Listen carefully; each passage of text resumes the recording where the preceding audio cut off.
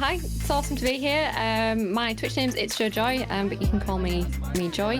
I've been streaming for 2 years. I've just had my 2-year anniversary, so it's been an amazing journey. Well, welcome. Thank you so much for being here today. Thank you. Thanks for having me. It's really exciting to be here. Yeah, I was so excited too. All right, so go ahead and tell me your username, if you're an affiliate or partner, how long you've been streaming, and average viewers and current followers. Yep, so my Twitch name is itsJoJoy. You can call me Joy, that's absolutely fine. I'm currently an affiliate as it stands, and I'm sitting around 50 average viewers, 2.3k followers on Twitch. And I've been streaming for 2 years, literally just over 2 years. It's been a whale of a time, and I've just had a big celebration. So I've just had a week off from my big celebration. So yeah. It's been great. Congrats on 2 years. Thank you. Yeah. So let's talk about analyzing our data for a second. Do you do that, and how do you incorporate it into your streams? I do. So when I very first started, I was very much a newbie, and I just used the Twitch analytics. So, and I still use that, but I've kind of learned about more useful things out there. So I use Twitch Tracker. I think that's a standard one that most streamers use. I've recently found StreamBee, which has been really, really useful. And I learned about that at TwitchCon, and they send you all analytics. So right from when people drop out of your stream, at the times they drop out, when you have the most chatters, the least chatters, it's kind of analytical central, so it's quite intense, but it's really useful to know when you might have peaked at something, when you did something entertaining, so it helps hone in your streaming skills. Another one I've recently been introduced to is Gnome as well, and that one I'm going to be using to kind of find out what are the most popular gaming categories.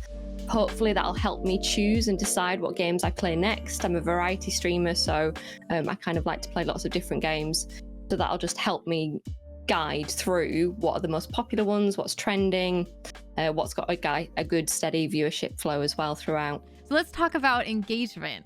So what do you do for your streams for that, or also with forms of social media?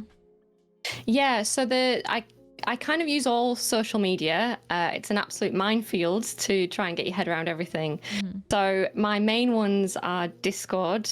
I don't know where I would be in streaming without my Discord. I think that's absolutely key. And then I use things like Twitter. Twitter's really good for making connections, I find, through streaming. And I use Instagram for the standard selfies, and I do cosplays too. Yeah, so you're talking about go live notifications. What do you use, and what kind of works and what doesn't? My Twitch go live, I put in a question that people will want to answer.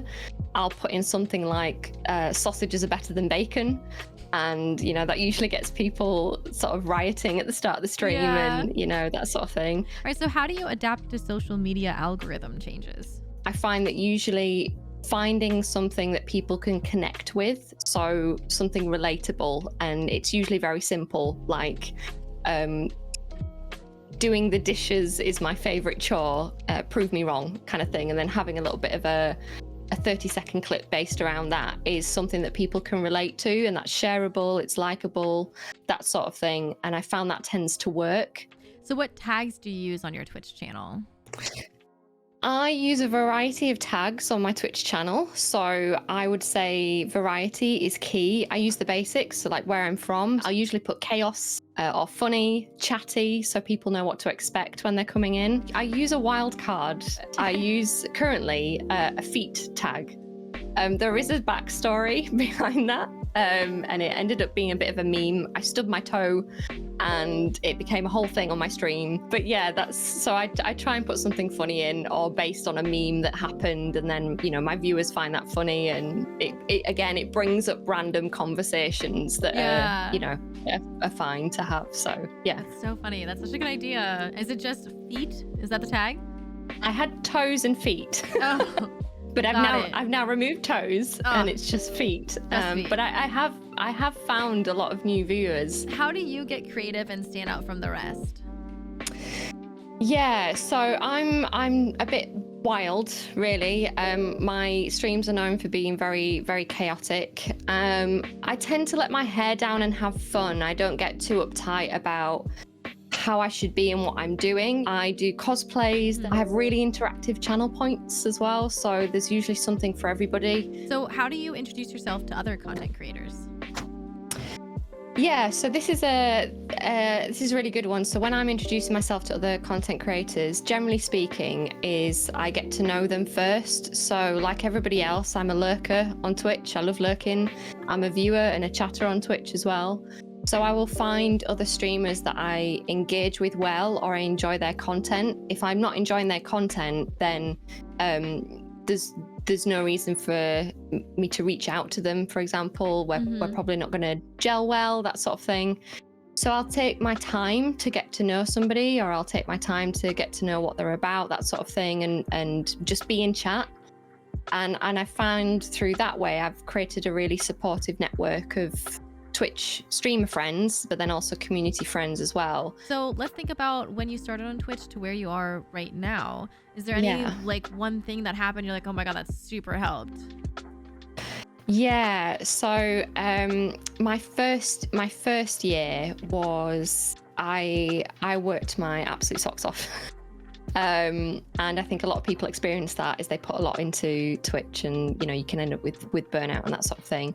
But I found being consistent. So for 2 years, I have streamed on the same days, every single week at the same times, without fail, other than, taking holidays and having time off and, being sick and all that sort of stuff. But I've remained consistent. And I think the consistency part for me has meant that people now, if they don't get any go live notifications, they know that I'm going to be there at that time. So that was one thing that was really, really helpful to me.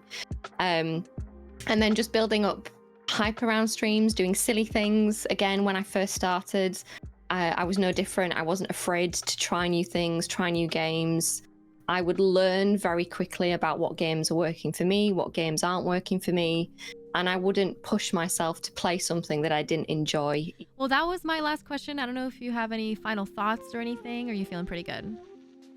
I'm feeling pretty good about that. Yeah, I think that's okay. I think for anybody who's starting, I guess, there's lots of information out there, and do your research. But I think sometimes it's just being relaxed and doing the stuff that you enjoy, and getting to know the Twitch environment. I think that's one of my regrets, actually, when I first joined Twitch, is I wasn't really on Twitch before I started on Twitch.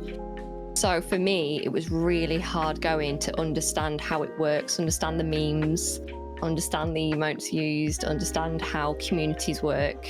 So that would be my one thing that I think I would change, is that I would spend a bit more time on Twitch before starting that streaming.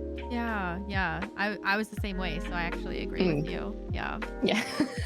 All right, well, that's it. Thank you so much for doing this. I really appreciate you. Yeah. No problem. Thank you. Yeah. Okay, we're going to say goodbye to YouTube, and then I'll talk to you right afterwards, okay? Bye, YouTube. Bye.